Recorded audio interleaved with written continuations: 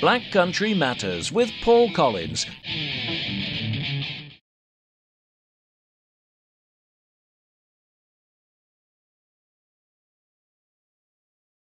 You've got kind of day jobs as well, haven't you? I mean, you perform in all sorts of things, don't you, as well? Yeah, we've been busy separately, I suppose, with all our stuff. I've just got back from a tour of India. Oh, wow. Which was brilliant. That's why I've lost my voice. I'm sounding a bit deeper than normal. Oh, yes, okay. Oh, yes. Yeah. Lots of aircon. No, that was wonderful, and actually that was great because it was a fusion of sort of some classical music with Britten Sinfonia and an Indian classical music there, but it really involved a lot of my folky sort of styles of playing. So it's really nice to And how many flutes did it involve playing? Well, Paul, I hate to tell you, but it just involved one. I'm shocked. I know. Because you travel with that carousel thing. I know. I'm shocked. To be honest, how did you cope? It was just, I was a bit lost, you know. I just had this tiny little thing on my back. It was really nice. I bet it was. Fun. Yeah. Just briefly. Yeah. I mean, is that an entirely different experience for you, just having to do everything on the one instrument? It's actually quite nice. I mean, I love the fact that in Ranagri I have so many, and it's really, the album that we've just done with Stockfish, we've got things, you know, harmonium, we've got psaltery, we've got loads of other instruments as well, which is a really exciting. Bass drum the size of how big is it? It's huge, and I got to play the bass drum, which is wow. It's like listening to something from a Gladiator movie. What style of bass is it? Big kettle drum, or what style of bass drum is it? I don't know. It must be 1.5 meters in diameter. It's not a kettle drum at all. No, it's like a very big, deep bass. Oh right, okay. And it has to be wheeled around on these big bouncy wheels because it's far too heavy to pick up. But when you hit it, the building literally resonates. It's such a powerful drum. And we thought, well, we'll never put it in a track, and we actually got a new track we wrote called Atlas, and we got to put it in there, and it sounds magnificent, isn't it? Yeah. Fantastic. It's very filmic, actually. If you imagine sort of, you know, Gladiator kind of, Oh yeah, you can only really play one at a time. It's like a boom. Does it take a time to recover? And it's still going from that boom. Yeah, it's fantastic. And you can feel it in your body. It's just, it was such an experience going to somewhere which just happened to have all these instruments just hanging around. Yeah. Yeah, that was amazing. Yeah. Brilliant.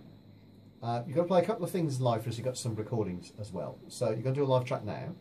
Yeah. What is it you're going to do?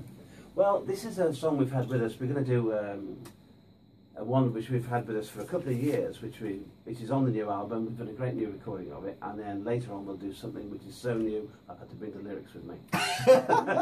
Brilliant. So that's what another we like. one and a new one. We're like premieres on the show. So what's this one called? This is called The Bogeyman, and it has a bit of relevance these days because I suppose when you're all reading the newspapers and they're all saying be very careful, there's a big terror alert's gone from something mild to a mental, then this is a little bit about scaremongering, and the Bogeyman is kind of saying, well, I'm not surely this this status alert is not scaremongering, is it? Well, surely not. Surely not. Absolutely not. But maybe 2 years ago when we wrote it, it was. Okay. Now, Darl is playing the guitar. I have got to ask you what type of... So we're going to start off with the smallest one of my collection today, which is my little Blackwood whistle. Fantastic. Okay. Still we get that clarified. Okay. Airwaves are yours, one half of Ranagri and the Bogeyman.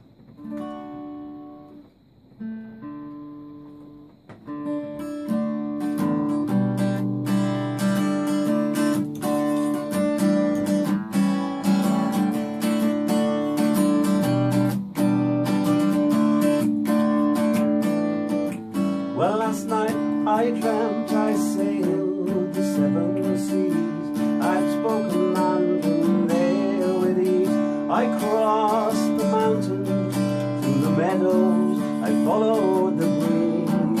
When a soldier came to ask me who I was, why I was singing, though I told him tales of many things, not to feel what I was thinking.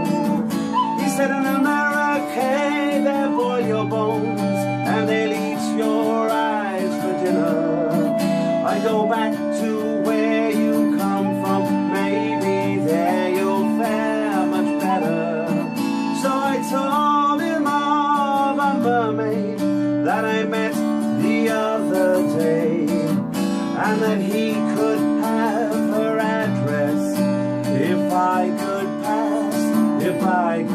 past this way. It's oh such a shame, we're all so afraid. Don't you know that it's all in the game? It's only a bogeyman knocking my door, but we don't live here anymore.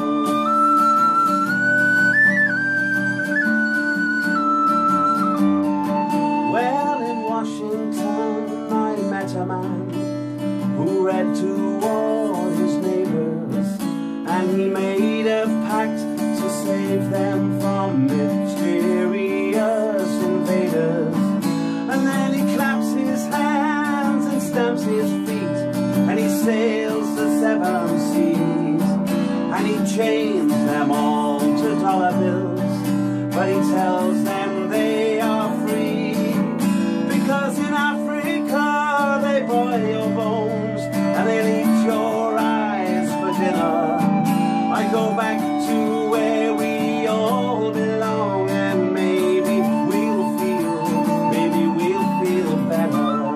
It's oh such a shame, we're all so afraid. Don't you know